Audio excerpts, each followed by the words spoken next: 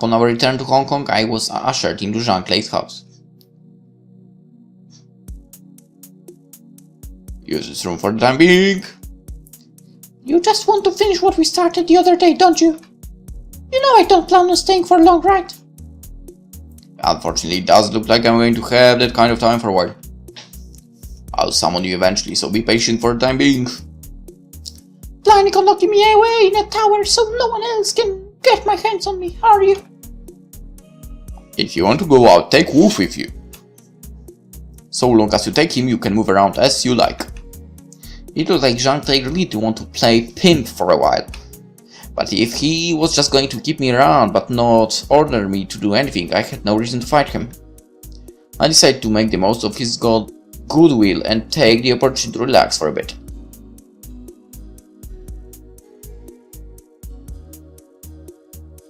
In Wolf's car, we drove to Thai Mo Shan Peak and stopped at an abandoned house. What is this place? Some hideout of yours or something? It's an old hideout my parents used back in the day. Your parents? They were killed for, weren't they? Yeah, they were doing contract work abducting people and holding them captive. They were killed by a guy who came to get someone they held captive. That's the first I've heard about that. That's because it's the first time I've talked about it. I replied as I scanned the ground area. It was run as a business, so most prisoners were freed. But a few were buried over there because no one came to get them or a contract was broken. After having grown up in a place like this, it's no wonder you've got such guts and are outstanding at your work. Wolf looked impressed as he looked around at his surroundings. That just shows how much bad karma I inherited from them. After all, I was raised on the money this work earned them. At my reply, Wolf looked across at me with a complicated expression but didn't say anything more. Right, here we are. I found the door to the underground room amongst the grass. There's tools here that my parents used as well as equipment that I brought in later. If anything ever happens to me, you can help yourself to this stuff. Wolf replied in a reluctant voice. Alright, if anything happens, I'll take you up on your offer. Wolf's eyes widened as he watched me pick out equipment to take back with me. What kind of collection is this? The M213B and Glock 17 pistols are one thing, but you've got an AK-47 machine gun too? Most of the stuff was left by my parents, but there's a few things I bought myself later. Are you sure it's just a few things? Now you mentioned that you always did pretty well in target practice, didn't you? Only because my parents did teach me how to use the safety switch on guns when I was pretty young. Wolf shrugged disappointedly. So was this where your parents were killed too? No, they were most likely in the main house above ground. Their bodies were later thrown in the Shing Moon Reservoir. You know a lot about what happened. You weren't actually there, were you? Yep, not that I saw them being killed for. Were you hiding somewhere then? There is what was happening hid me in a closet just beforehand. The guys overlooked me and I survived. At least they did something parent-like in the end.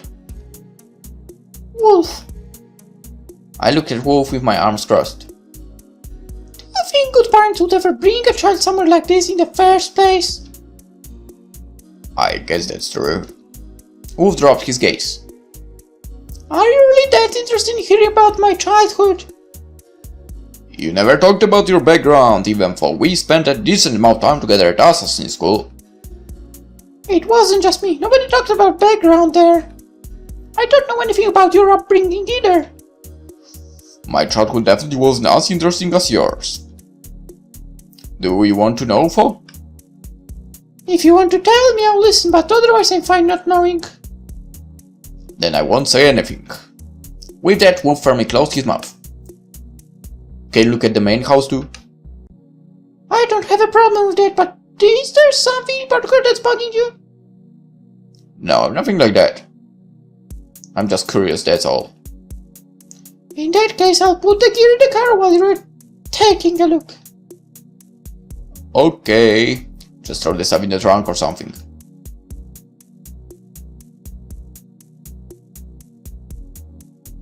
As he was looking through the ruins of the main house, Wolf stumbled across what looked like scratch marks on the wall. The name Yvette was scratched on the wall where it looked like a child's grave and had once been measured. Wolf remembered hearing a long time ago that Yvette was Licorice's real name. He heard the sound of Licorice's voice from behind him. I've got what I need, let's get back! Okay. Wolf gave up on searching the house any further and went outside.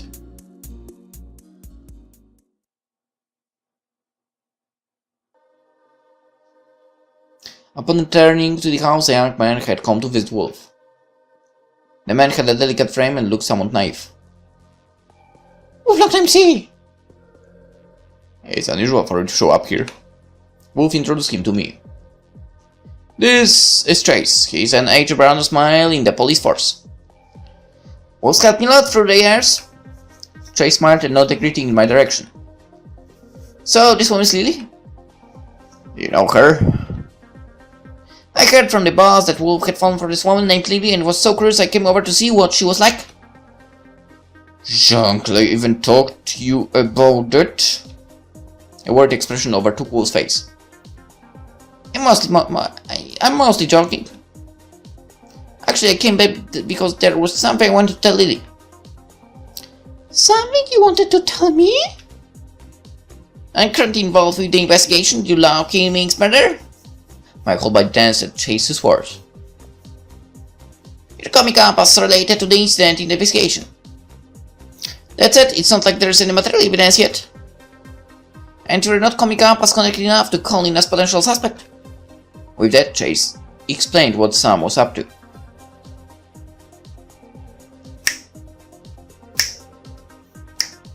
I see, this guy Sam must be pretty sharp. Once Chase had finished, Wolf spoke up. Is it Lion that's being suspected for criminal responsibility, or me? Chase looked surprised by my question. You're a hostess, right? Law's murder was almost certainly a professional job. I'm not sure whether someone in the police would be considered professional, but the present suspect is Lyser. You're suspected as a conspirator. You weren't actually involved in the incident, were you? Wait a minute. There's something I want to check before I answer that. How did you know that the lady that had been invited to stay with the aged brother was the same lady as the one that came up in the investigation? Oh, that's what you want to know. Chase smiled. I heard that the lady that was staying with the aged brother was the lady from the Dragon and Phoenix nightclub that our boss used to frequent. It's unlikely that someone else would take on the same stage name so soon after we left, no? I see. Though I definitely didn't expect that the lady who'd gone missing would show up at our boss place. So were you involved in the incident? I looked over at Wolf to see if I could tell what he was thinking. Wolf's expression was telling me not to say any more than I had to. No, neither Lie or I had anything to do with it. I shook my head. But I guess I can't do anything about them suspecting me. Chase looked over at Wolf's expression and sighed. Understood, let's go with that then. That would be wise. Wolf spoke in an overly serious tone of voice. But it sounds like they suspect Lie, so I'll go and talk to Sam and iron out my any misunderstandings. Chase looked relieved at my offer. That would be great! I can't bear Lyser being suspected for the crime. But it sounds like you're concerned for Lyser too. Who do you like better, Wolf or Lyser? Are you asking me that in front of him on purpose? Chase shrunk at my observation. Sorry, it was a slip of the tongue. Tell him you heard my whereabouts from another hostess or something and organized for me to meet with Sam sometime in the next few days. I'll deal with things from there. Understood, I'll be in touch later. Chase headed home. If there's anything I can do to help, let me know. Wolf called out to Chase as he saw him off. Thanks Thanks, I shouldn't need to be bother you, but thanks for offering.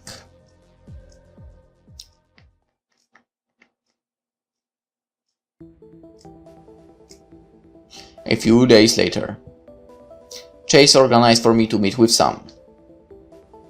Wolf sipped lemon coffee from a seat nearby, subtly positioned so that he wouldn't stand out.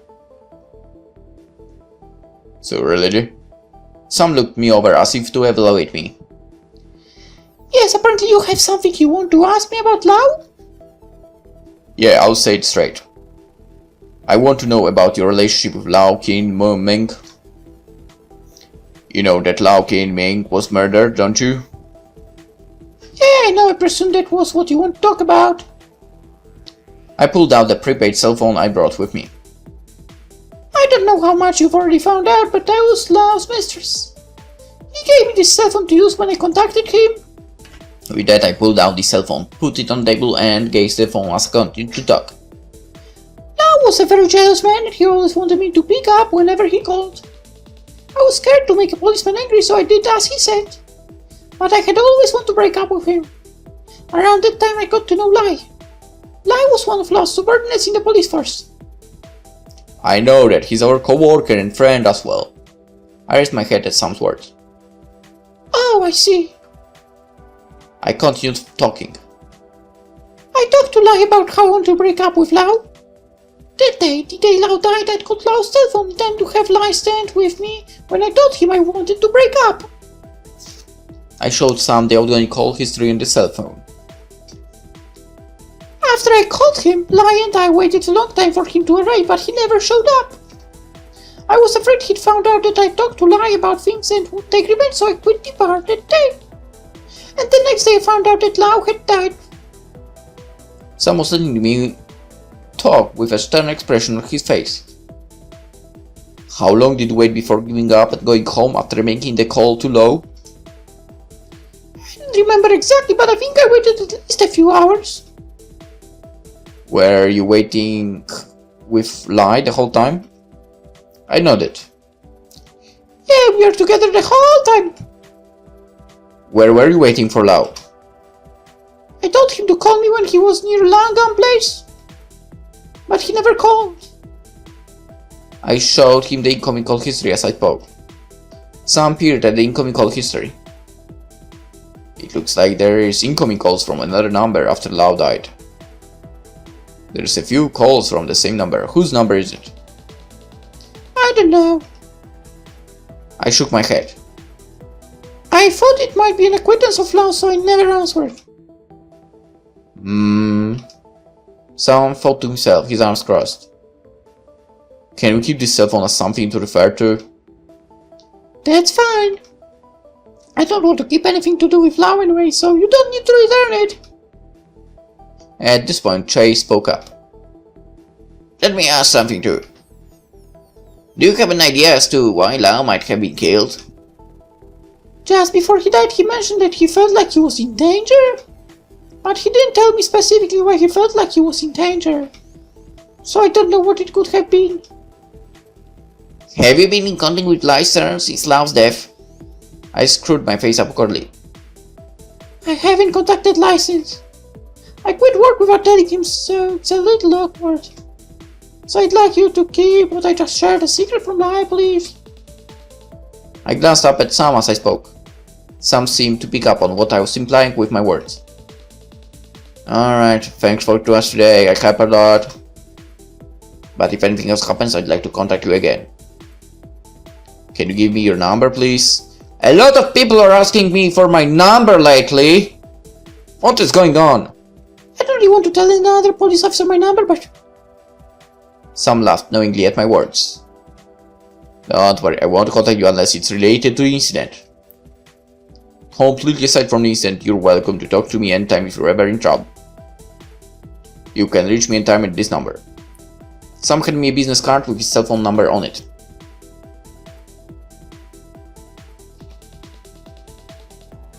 You seem to be worrying yourself about Lai, but he was worried about you when you disappeared, so I'm sure he doesn't resent you for what happened.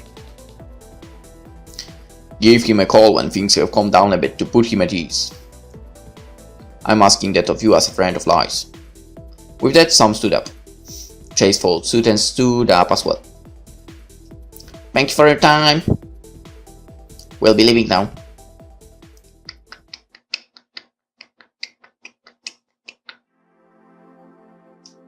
Wolf waited for the two men to disappear from sight and then he came over to my table. This some guy does seem pretty dangerous. He's too sharp. I agree. But it sounds like he might be willing to consider Lie's position and go easy on him. What did that Lie guy have to do with the incident anyway? I explained what had happened to Wolf.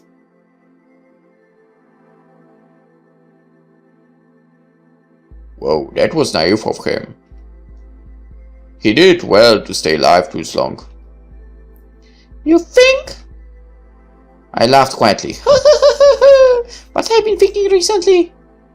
If people like us kill each other off, there will be less people out there piling up bad karma like we have. But if we can stop good people like Lie from dying, we can prevent people being born into our kind of fate to start with. I know, I'm skeptical about that. Wu didn't seem to agree with me. No matter what we do, a certain number of people like us will inevitably be born. Wherever there's light, there will always be shadows. That's true, but didn't you say yourself that we'd be trained to be this way? People can't choose where they will be born. And at least a part of their fate is determined by the environment they were born into. That's true. But if they were taken to the light before they were indoctrinated to be like us, they will end up doing anything to attract bad karma. Normally people who live in the light don't like stepping into the darkness. They think what's going on here is happening in a completely different world that has nothing to do with them. But if people like him who don't think in terms of them and us, and instead try and guide those who fall into darkness back into light, if people like that increase, more people will be saved from life in darkness, don't you think? You're really buying this guy. Wolf looked over at me with a sober look on his face. Do you think this guy is going to be the one to save you? No one's going to save me now. I'm already up to my neck in this world. But anyway, I've started to think that perhaps someone could stop people from continuing to accumulate bad karma. Isn't it how that girl in Thailand ended up dead? I bit my lip at Wolf's wry observation. Things are going to go well for people who try and get back in that world after having fallen into ours. So rather than chasing after that world in vain, wouldn't you be better off pursuing happiness in this world? Even if that happiness was no more than something you stole from someone else. Happiness is just kind of revenue that's transferred from person to person. Some get to keep it, some lose it. That's all there is to it. Wolf concluded his argument. The licorice I know never had any aspirations to live legit or anything like that. She was fully prepared to live her life in this world. I'll hold a grudge against that guy if he's shaken your convictions. The world we live in and the world he lives in are totally different. Sorry, he will never be able to take away your loneliness. Don't misunderstand me. I have no aspirations to live a legit life and I'm the one that's making these choices. I wouldn't change just because of one guy. If I've changed, that's a result of everything that's happened so far. And you've always been and still are the person I'm closest to. That's what I think. I stood up. You're the one feeling aloneness that you think no one else could ever understand, aren't you? Let me stay in your room tonight. Ooh. Our body can judge for itself how close we really are. Nice. A look of surprise overtook Wolf's face. Are you okay? Are you having flashbacks of special training sessions at Assassin School or something? What special training? I'm interested. Details, Wolf, details! I wouldn't agree to take it because I couldn't stand the way you would seek me as a form of self-harm. I laughed suddenly. There is one thing you're misunderstanding. It's true that special training was a form of self-harm for me back then, but it was never the case when it was with you. And I'm not a teenager anymore, so don't think of me as someone. Thanks to the web's exposure therapy, I'm over using sex as a form of self-harm. I am just true to my own desires. If you want to welcome me loneliness and all, you'd better be prepared to use your body to fill the gap in my heart. Wolf looked like he had given in. Alright. Let me see how many scars you've accumulated over the last 10 years.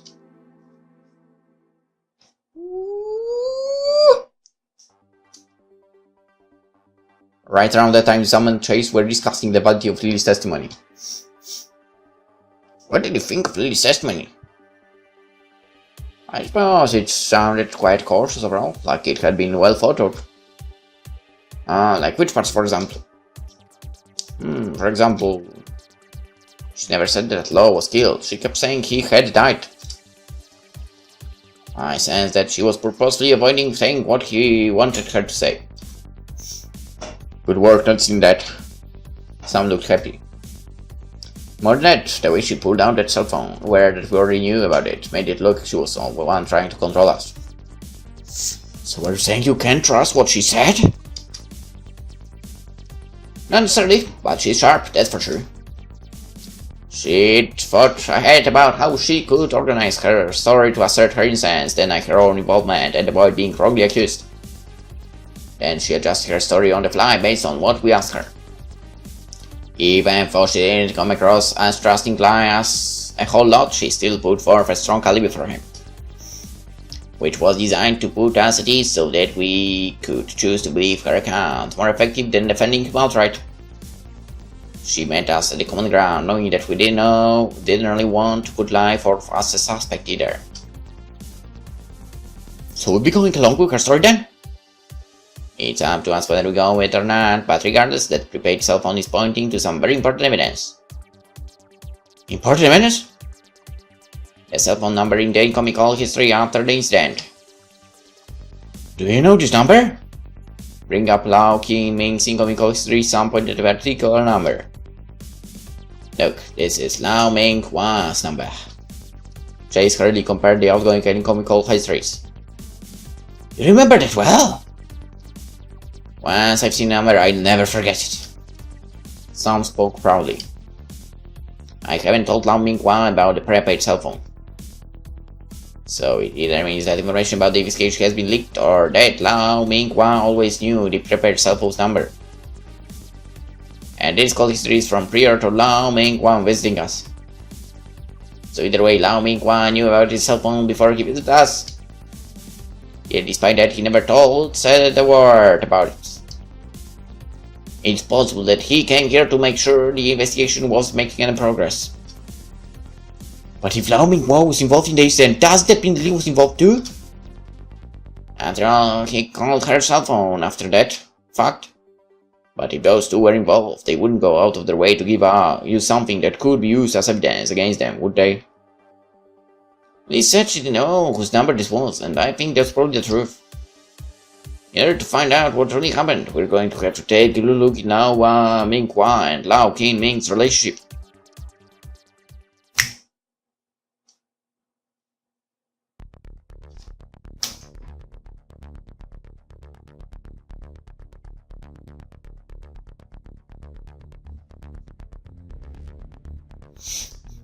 I will have to cut the episodes, because I kind of was expecting this to be heading to the end, and it doesn't end.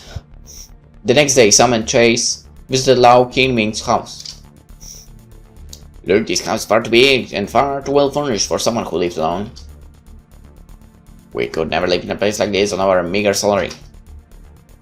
I always thought Lao was involved in something sketchy. What shall we start with? We never found anything on his computer during the previous search, did we? All we can do is start logging through his memos, photos, any kind of paperwork from that age onwards. Chase looked crestfallen. This looks like it's going to eat up a few days' work. It can't be helped. This should help us clear a lie on any suspicions too. If you gave up on investigation, wouldn't all suspicion be dropped anyway? If we're going to clear any suspicion against him, we might as well do it honestly, don't you think? And on top of that, it's my job to investigate the truth behind these kind of incidents. Chase replied with a look of annoyance. Yes, As Sam and Chase were talking, a security camera was recording the two men. And they didn't realize it, huh? Ooh. I think I'll be off soon. Wolf stopped what he was doing at my words. I only ever planned on staying here temporarily. I've got the weapons I came for, and it looks like we managed to throw off the investigation. If the web finds out that he's sheltering me, Zhang will end up in trouble too, despite not even knowing what's going on. Where are you planning on going after you leave? Are you going to go back to Thailand? That's my plan for the time being. Yang Kun of the Red Flower Society actually organized for me to stay in Thailand. I can't be away for too long. The Red Flower Society? Didn't you say you weren't working for anyone anymore? Yang Kun isn't using me, at least not yet. Yang Kun sent me to Thailand in order to protect me. I don't know what's waiting for me down the road for. If Yang Kun starts trying to use me, I guess all I can do is jump back out from under his wing. But you don't intend to stop fighting evil with evil, right? You're saying you won't kill someone another's orders if you don't agree with them. But if you think they deserve it, then you'd kill them upon his request? I suppose that's what would happen. That's the only way I can live, just like you said. Wolf sighed quietly. If you work with the Red Flower Society, it's possible that you might end up killing some of our guys. You might end up fighting me. Are you willing to join the Red Flower Society despite that? If you explain things to Zhang Lei, I'm sure he'll understand. He's pretty fond of you after all. It's that Zhang Lei's fond of not licorice. It's completely possible that Zhang Lei might not be able to accept me for who I am. I recall the previous client who tried to lock me away and keep me to themselves, as I replied. And of that Zhang Lei's employed you, which makes him a client of the web. If they find out that the client is hiding one of the runaways, things are going to get even more complicated. Wolf dropped his gaze. If nothing else, the Flower Society at least welcomed me in full understanding of my situation. We could have ended up killing each other ever since back when we were in the web together. We're both prepared for that, right? Wolf's hands strengthened their hold on my shoulders. I paused for a moment, then decided to say what I'd been thinking. Wolf, wouldn't be able to kill me anymore. Wolf was silent, his face turned away. I continued slowly. If you decide to go so far as to leave the web in order to keep me alive, I'd change my mind about joining the Red Flower Society. Wolf looked across at me, startled by my words. I can't have the HH Birds take me in and you join the Flower Society, it's ridiculous too. So if we don't want to kill each other, there is only one option left. Both of us leave our groups and live together. I know leaving the web and separating yourself from the HH Birds would be a drastic move for you. But if you're prepared to go that far, then I intend to stay with you and follow you even to the nethermost hell. That's some confession. Drawing me to him, Wolf embraced me and whispered in my ear. How do you manage to take what I'm thinking and put it into words so easily? Wolf's words took me by surprise and I stared at him. If I told you I want to leave the web to live with you, you'd stop me? At least that's what I thought. Am I wrong? I laughed softly. You might be right. Hang on, were you waiting for me to bring the idea up because you knew I'd stop if you brought it up yourself? I wouldn't say I was waiting. But I was definitely hoping you'd bring it up. It would be a rough road not being associated with the group, but I'm pretty sure the two of us could actually make it work. Right? Wolf smiled at me with the same friendly smile he'd always had. Yep, we've been invincible together. That's always been the way. It isn't a gloomy journey we're embarking on. We know we have a good chance of succeeding. Let's stand, fight together and look out for each other. That's the right thing for the two of us to do. Wolf embraced me tightly.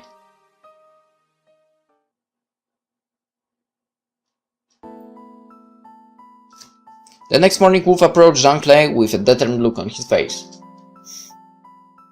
Jean-Claude, there's something I need to talk to you about. Huh? Looks like it must be pretty serious. What on earth happened? It's about licorice. A knowing smile appeared on Jean-Claude's face. And you said to follow after licorice and lead the web too? Wolf was thrown by the way Jean-Claude seemed to already know what he was going to say. Hey, do you mean you predicted that would be what I'd do?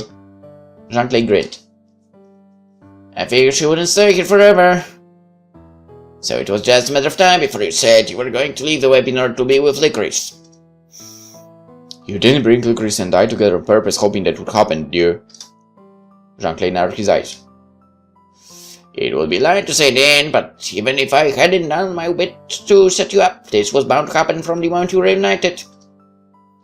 You're talking like some kind of prophet or something.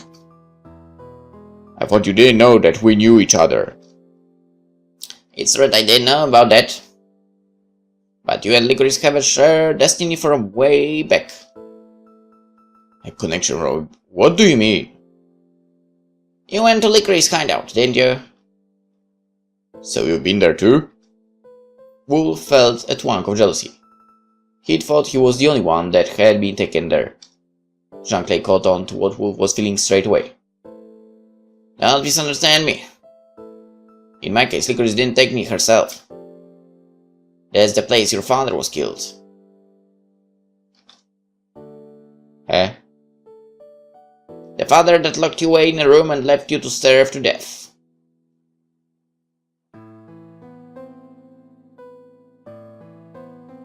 The day Jean-Claude had broken the house in order to recapture an H.H. Brothers member who'd been taken hostage there. Did you find Mao? I did, but it was too late. So we didn't make it in time. Jean-Claude looked down at us and bit his lip. It couldn't be helped. Let's at least get rid of the two of them before we leave. Search for them and kill them. Okay.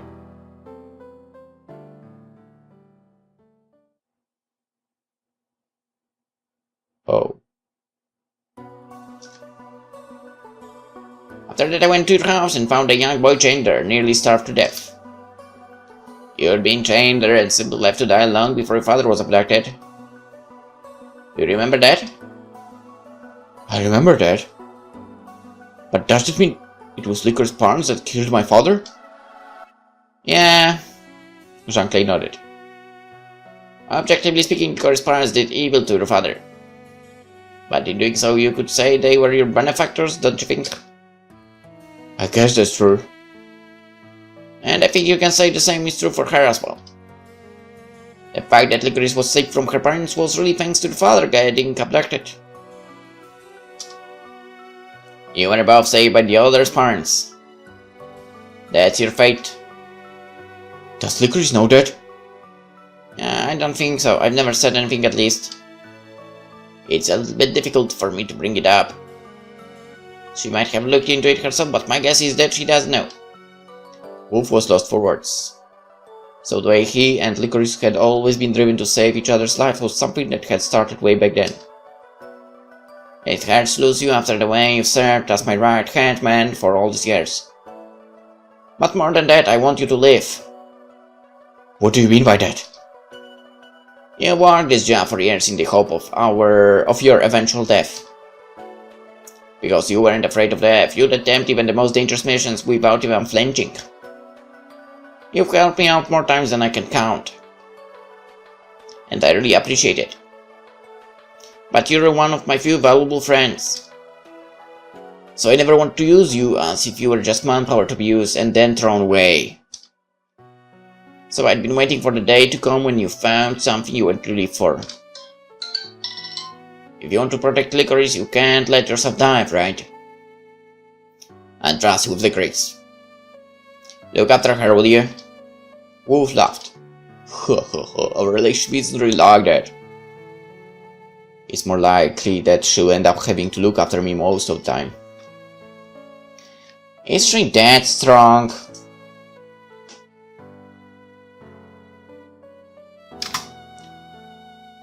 We're not even talking strong.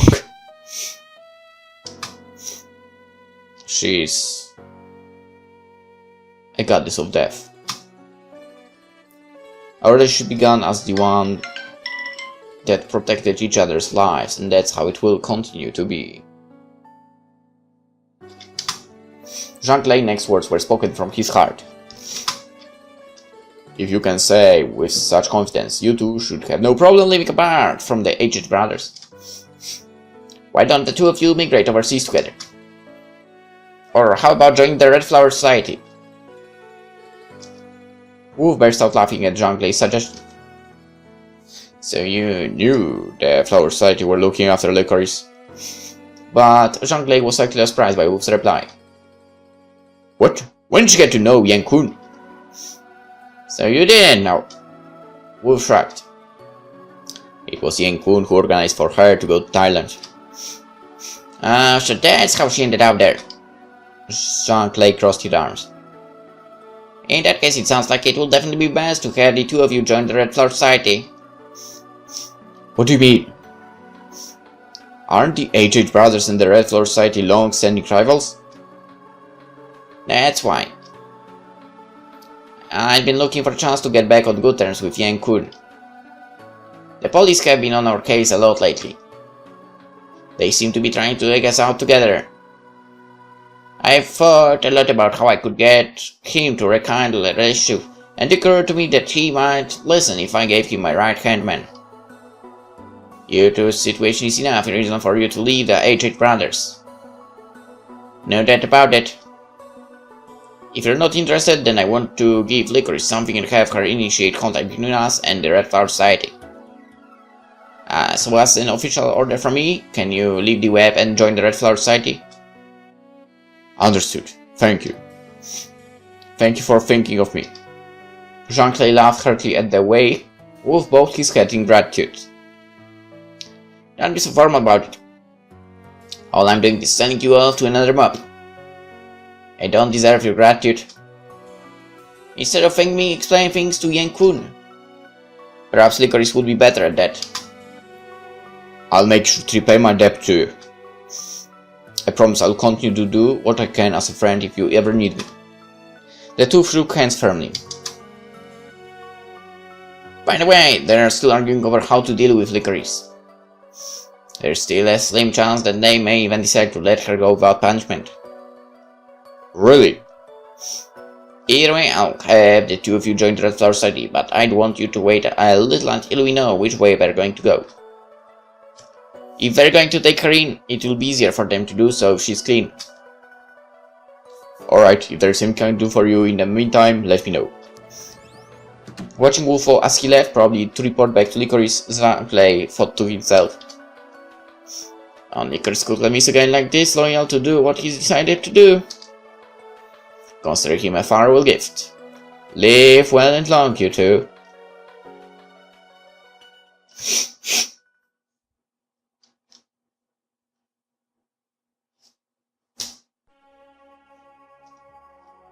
Arriving at Lau Qinming's house, Sam realized something was off. Chase, be careful. It looks like someone other than us has been coming in and out of this place. Sam warned Chase to be on his guard. How do you know? Without a word, Sam motioned towards something at the end of the corridor. Is that a bugging device? Chase lowered his voice. No, it's an infrared sensor. This wasn't here yesterday. What's it for? Because someone is in the room probably right now, and the infrared sensor informs him that someone basically approaches the door. Boom! Solved for you! I'm a genius! I could be a detective. No, I couldn't be. Normally they roost for security while someone's away from the house, but no one lives here at the moment. Lau Ming, wow, another relative might have set it up to deter burglars, but if that was the case, you'd think they'd tell our team beforehand.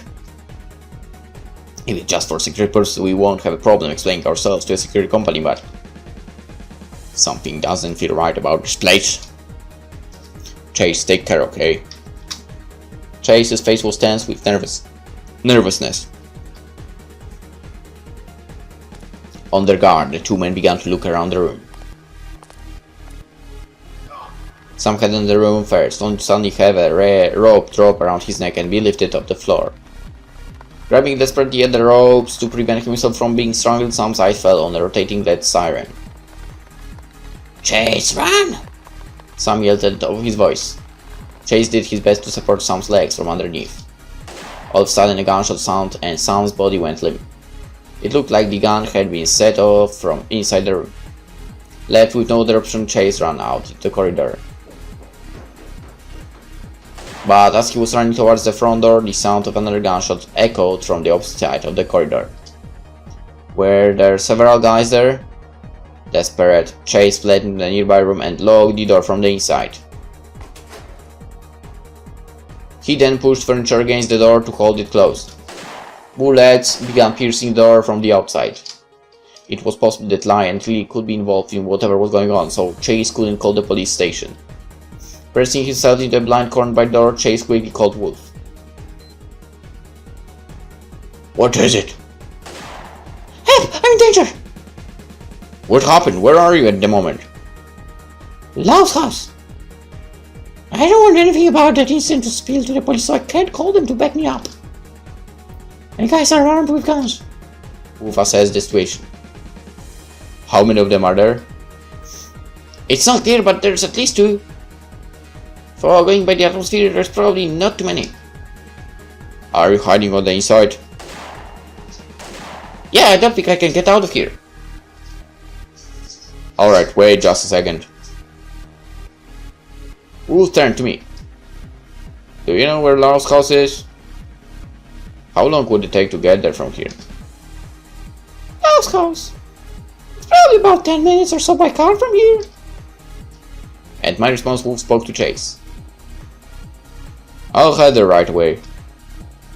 I'll be there in 10 minutes or so. Don't give up. Wolf hung up the phone.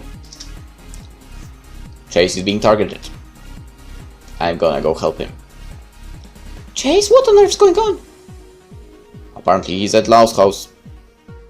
It involves the incident with Lau, so he can't ask the police for backup. I stood up. Okay, I'll go too. Wolf stopped me in my tracks. No, don't come. Why, so long as we don't put it past Clay, we should be fine, right? If he's being attacked at Lau's house, it's possible the attackers are connected with the web. I gasped at his observation.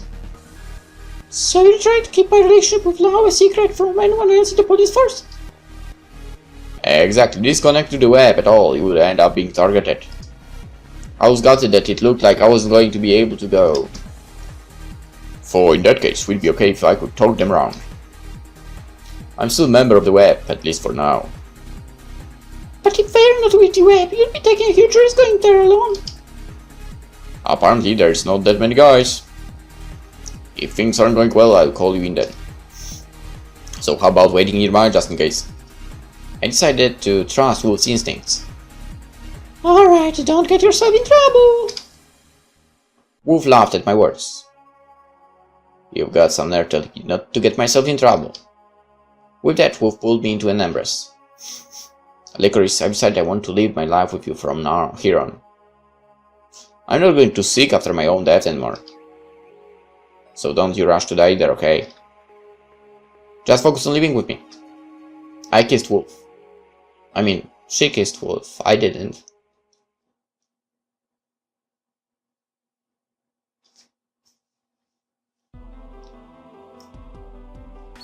Wolf sounded a dog whistle in front of the door.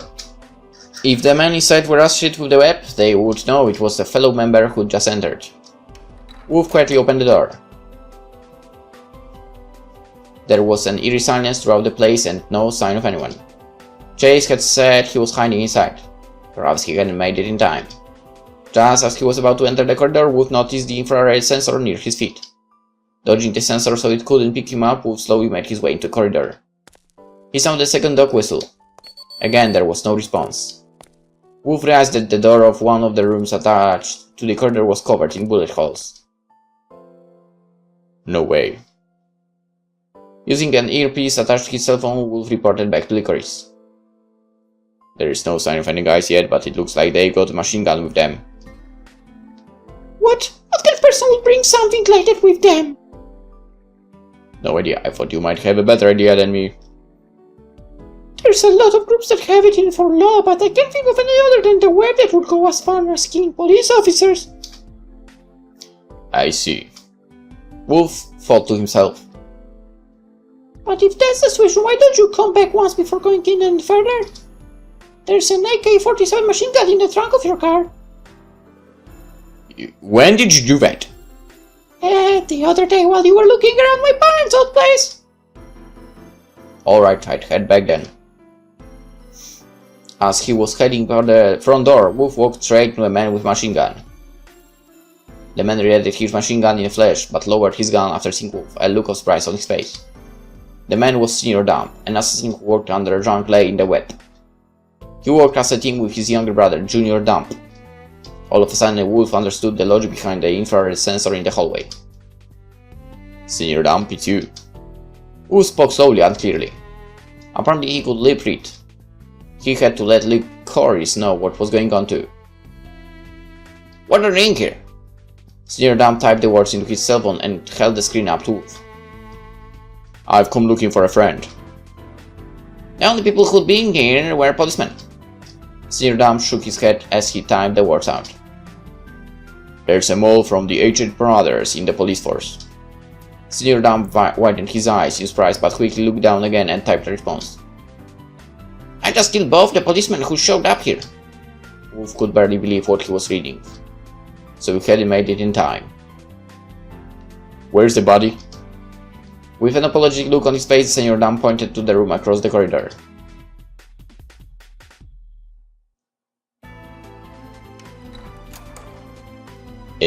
Is this the living room? Stepping into the room, Wolf caught his breath as he looked across at the far end of the room. Chase. The grotesque grimace of Chase's bullet-ridden body lay slumped in the far corner of the room. Sorry, I didn't realize he was on our side. Having followed Wolf in the room, Senior Dump offered Wolf an apology with a screwed-up face. Stomping out his silence, Wolf tightened the grip around his gun and, lifting his head, began to question Senior Dump. What were you doing here? Senior Dump flinched at Wolf's question. As a rule, they had no obligation to tell other spiders details about work they were undertaking. But Senior Dump seemed to be feeling bad about killing Chase as he began to type a reply on his cell phone. Do you know that Licorice killed the owner of this house? Wolf nodded. We came to get rid of any records of assassination orders Lau gave to Licorice before the police got their hands on them. Records of assassination orders he gave to Licorice? Do those kind of records exist? It's not certain whether they exist or not. But we were told to check whether or not there were any here. Who ordered that? If the orders were from the web, they would have been from Jean Clay, who was the officer the two reported to. If that was the case, there was no way Jean Clay would have overlooked telling them about Chase. After all, he was bound to come here because of his role in the investigation into Low's case. So if they hadn't known about Chase, someone else must have posed as Jean Clay and given false orders.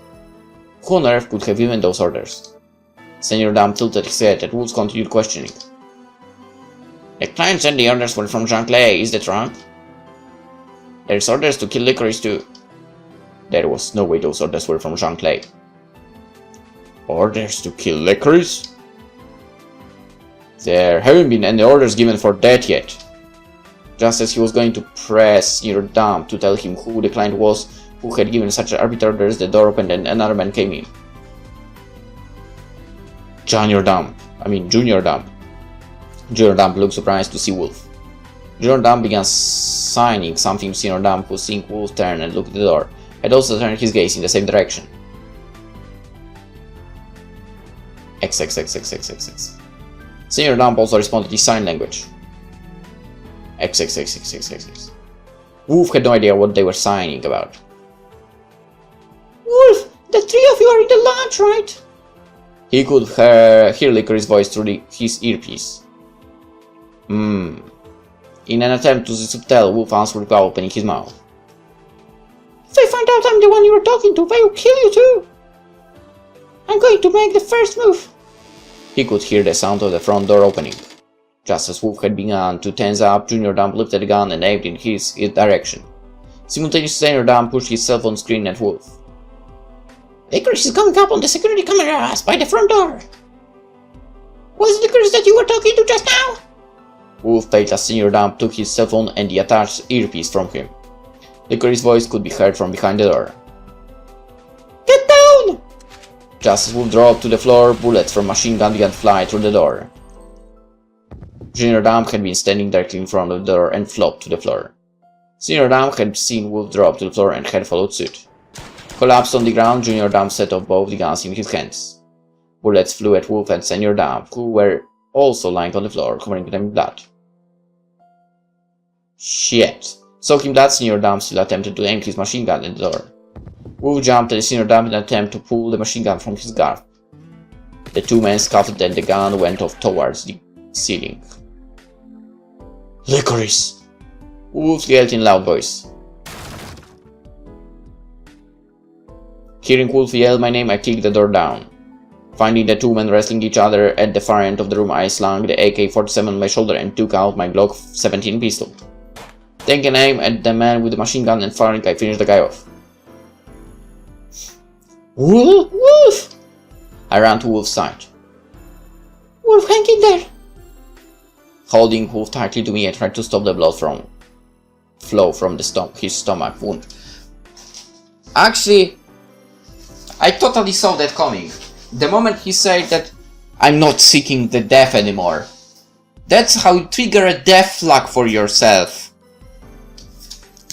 But it was obvious that he wasn't going to survive. Licorice, I'm sorry. Wolf's eyes had lost focus. I guess I couldn't stay with you in this world, after all. Wolf, don't! Wolf clung to my arm as I cried uncontrollably. Listen to my last request. If my body is found here, Jean-Clay will be in trouble too. Contact Jean-Clay, have him get rid of my body. Promise me that you won't follow me after I die. If you die because of me, I will never be at peace. Wolf's voice was becoming fainter and fainter. I can't promise something like that. I don't have any ties to a world you're no longer in. I yelled the words as I squeezed Wolf's hand. Licorice, listen to me. It was your parents that killed my father.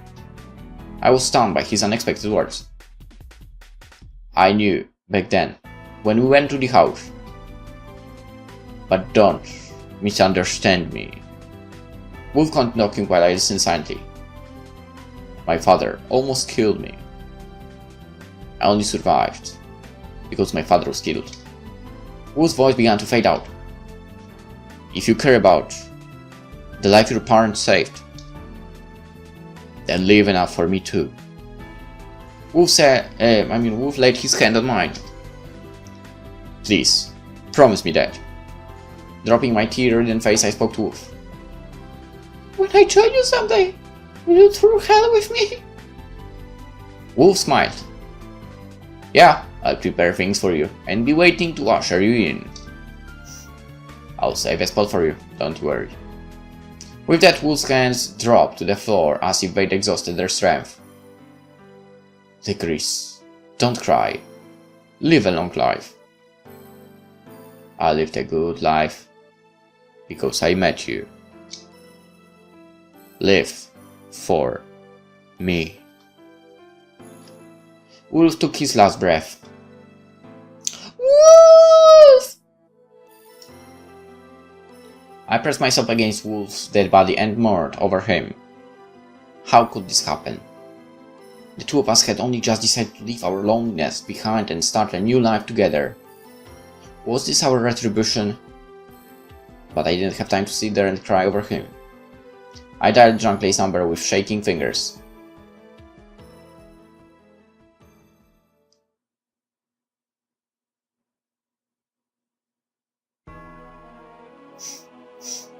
When I met him in the entranceway, Jean-Clay simply stared at me, his face rigid with horror. I had told Jean-Clay that Wolf had contacted me telling me to have Jean-Clay deal with his dead body and that I'd shown up to see what was going on. Jean-Claude checked each of the rooms, and when he came across Chase's body, he offered a silent prayer. Lily, sorry, but can you help me move Wolf's body? I nodded silently. We placed Wolf's body in the body bag that Jean-Claude had brought with him and carried him outside. We then put the body in the trunk of the car Jean-Claude was driving. Can you drive Wolf's car home? Sure. We turned our backs on Lau's house.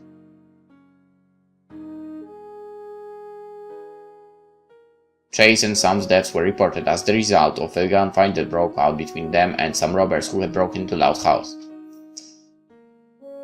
Damn, do they really think robbers would show up with machine guns in both hands? Lay ground his teeth at the result from investigation headquarters. But there was no way of knowing when the person who'd taken their lives would come after him as well. Lyle decided to quit the police force. Licorice, where are you now? Are you okay?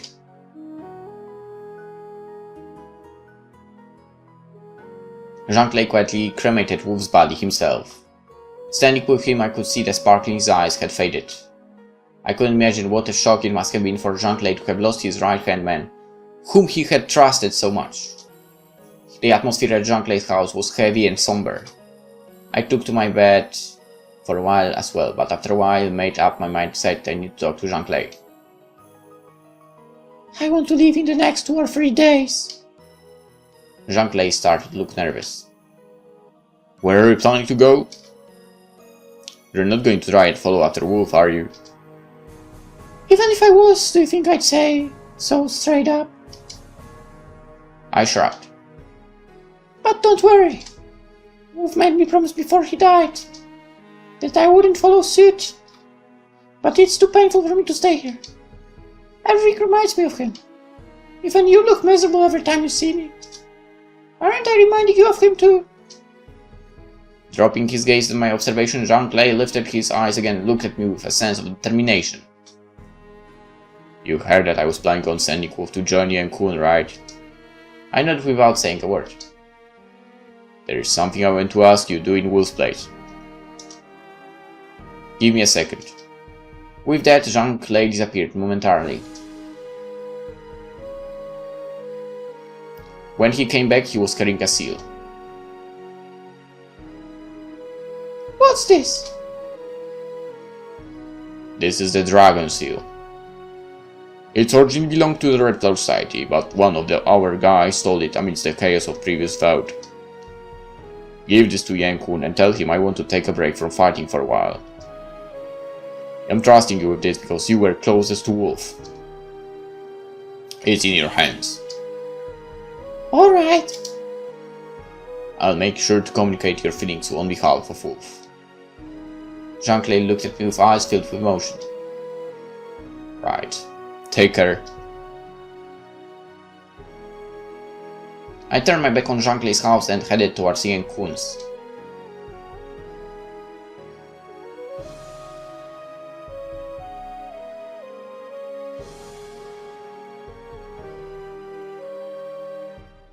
And headed towards other house. Now you stop the story? Now you do that? How dare you? You know what actually pisses me off? The fact that Red Spider 3 is not in English. And I would totally want to go through that as well.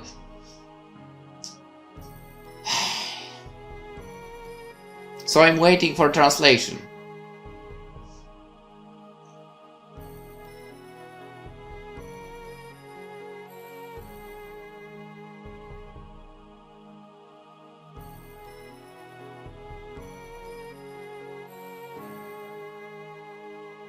Because this stuff is freaking interesting, damn it. This really is a good game, a good story, and so on.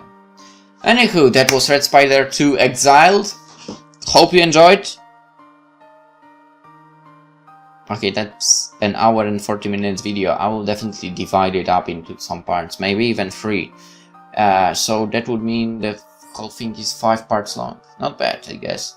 Anywho, hope you enjoyed. Hope to see you in the next game. Bye bye.